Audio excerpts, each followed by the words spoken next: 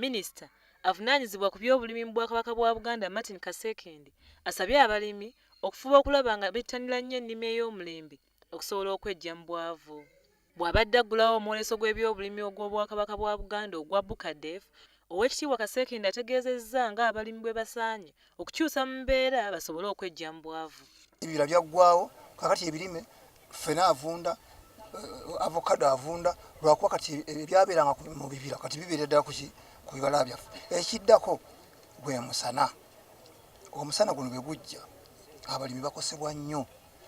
Ate bwe tuba tuzimba ennyumba zaffe si kintu kya bulijjo abantu okuteekako ki tanka z'amazzi.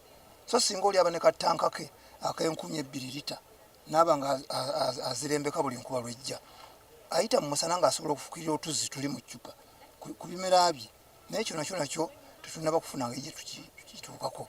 Agamba nti ebyobulimi bikyuse nnyo ensangi zino kyokka ng'abalimi bakyesibye ku nkola ey'edda nga kye kiseera okwerwanako.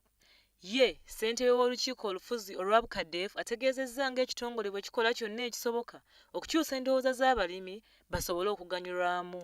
Bulijjo okulima kuno kubaddewo mu Uganda ne mu Buganda muno kubadde kusomesa balimi. Tusomesa abalimi. Tubawendokwa. Ebyo nze nga ku Bukadeef najja.